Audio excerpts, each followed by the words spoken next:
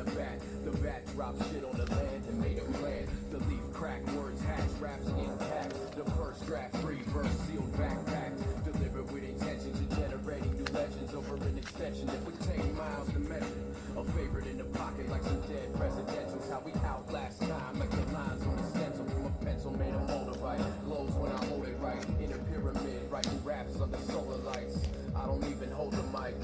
It floats in front of my face, challenging me to a fight. I put it in its place every time like a bass line. Beneath a drum break from a crate left behind. Lost over time, his presence was neglected. I put it in a session and his soul was resurrected. Never had a hold on time and we don't control the essence. Though we can leave a message on this beat before they get us. So let us paint our pictures and write our poems inside our homes. Take them outside, let them shine like a diamond glows. Take a photo with your mind, memorize. Recite lines and we can keep this shit alive. My alliance fortified, eternal rap lead. Wrote these rhymes on a scroll, threw them in the Dead Sea.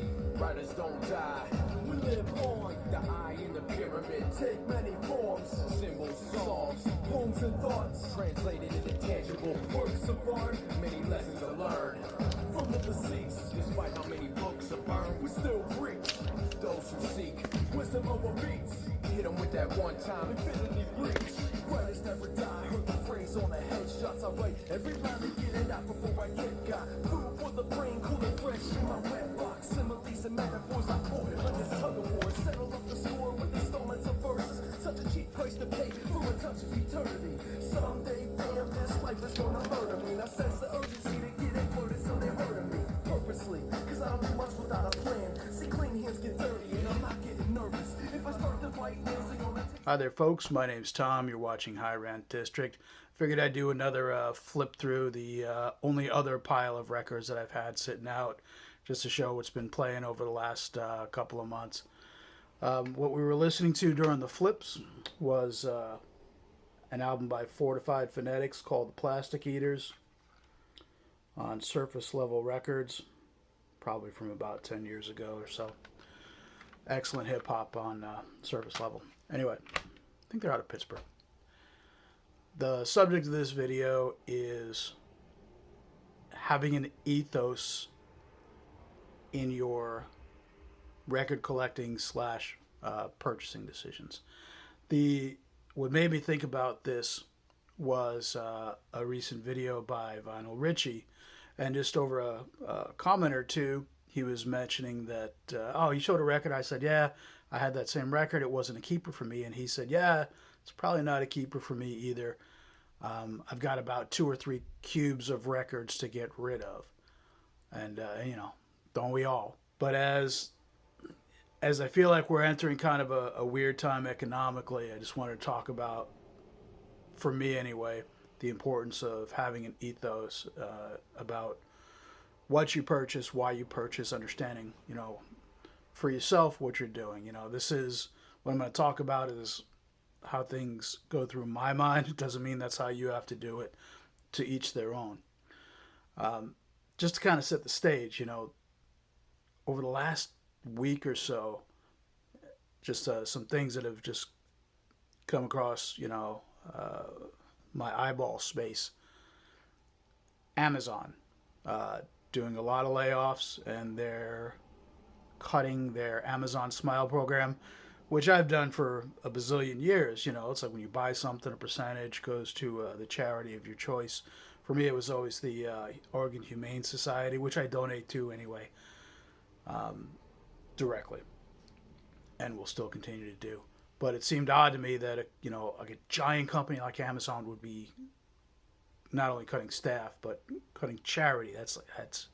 That one's a weird one to me. Twitter, this has been going on for a while. Twitter for me has been dead for a long time. It's really where I rant about the New York Islanders, on the rare times that I tweet anything. And there's a lot to rant about lately. But Twitter is a shell of its former self, employee-wise. They've laid off a ton of people. Microsoft, I think, was laying off 10 or 12,000 people. Google, the service you're watching this on now, has announced that they're laying off about 12,000 people. Alphabet or Google, the parent company of Google anyway. Or maybe it is Google directly. But laying off 12,000 people. Granted, it's it's a worldwide thing. You look over at England, and this may be largely war in the Ukraine related, but they've got inflation going crazy there. Part of it's energy related, but inflation just skyrocketing there. They have an unusual system compared, from what I'm used to in the United States, where mortgages in the UK tend to be adjustable rate mortgages. I think for the life of a mortgage, compared to in the United States, mostly it's going to be a fixed rate mortgage. But essentially in the United States, where you can if you have a mortgage, you kind of know what you're paying because the interest rate on it is fixed. In the UK, where it's a variable rate and inflation's going up, interest rates are going up. So people that might have been paying like, I don't know, 1,500 euros a month for their mortgage may be paying over 2,000 all of a sudden. That's a large chunk of money to go up. I was seeing something the other day about in France, bakers are in danger of shutting down just because energy prices have skyrocketed. Like the article is framed as our baguette's going to go away. Because it's a small baker has to charge about €3 or €4 for a baguette, and somebody could just get it in the supermarket for like 80 cents essentially because energy prices have skyrocketed. Their cost to run their shops, do their baking. One shop said it was always been about $400 a month for their electric bill, is now $1,500. They can't afford to do as much, and they may have to close, and that's been going on for a while apparently. And even like this morning, I was watching the Rachel's Ghost live stream for a bit, where Mike from the In Groove was talking about how December was his second worst month last year, for 2022, which seems weird for a big shopping month.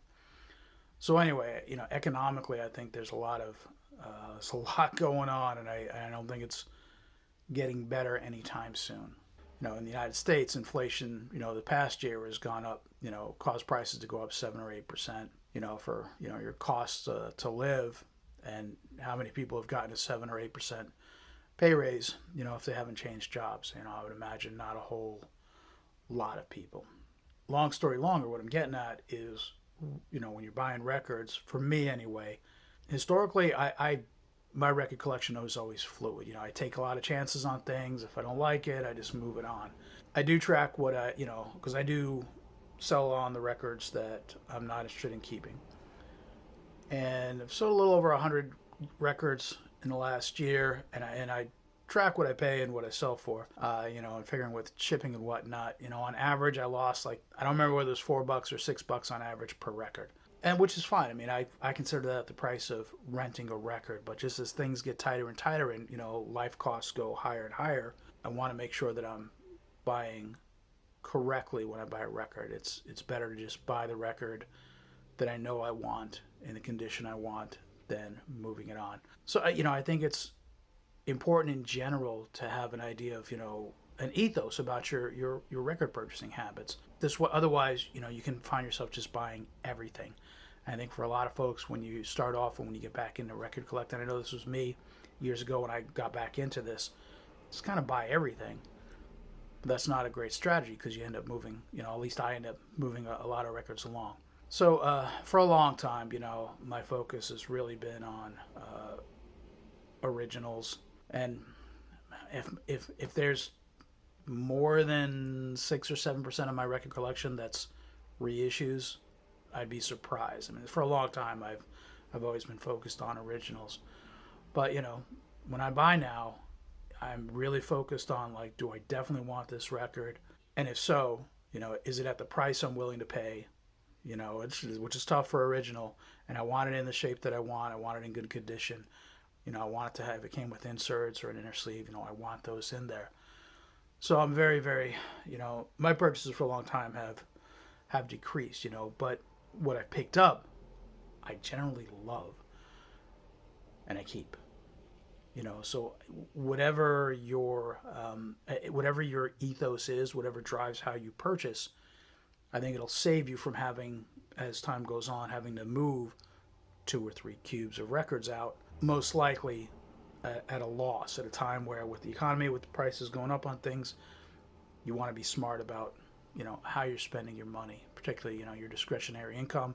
When I want a record in particular, and there's a lot, I have a bazillion tabs open on my computer in my browser at any time. I don't go, I don't really focus on a record and go, I'm going to buy this, and whatever the cost is, the cost is. I am always watching a lot of things, and when I find one in the condition I want, that's what I do. And, if there's a risk that you may move records on in the future, or if, you're getting closer to the age of death, where somebody else is probably going to have to move on those records for you, I think condition's important. I think having a complete record in a good quality, in the outer sleeve is excellent, and the record should really be fantastic shape. When things get tight, if you have to sell things on, you're going to have, as I think the purchasing of records decreases, I think it's going to be easier to move quality. That's what's going to move, instead of like the middle end, Drek, or I took a chance on this band, they're okay. So there's probably not going to be a lot of people that want to buy it down the road. So although I'm not a person who buys in order to sell, I think that's evidenced by the fact that I lose on average $4 to $6 a record. I'm not trying to make money at it. I'm just trying to have space, for the records that I want. Focus on what you want and why you want it, what you're willing to spend, and just have an ethos. Like for me, it's like I want original. I want whatever it came with. I want it to be included. I want, and I want everything to be in great shape. I live in a VG Plus world, gold mine wise, but below that, when I kick the bucket, I don't want this to be a mess that somebody has to get rid of and struggles to get rid of. If things go horrible economically and I have to move things on, I want to have things that are sellable and desirable by other people, and that means not Drek. Enough babbling. Anyway, hope everybody's doing well. Enjoy the records you got. If you don't enjoy them, move them on. Use that money to get something else. And have a nice day. Catch you later.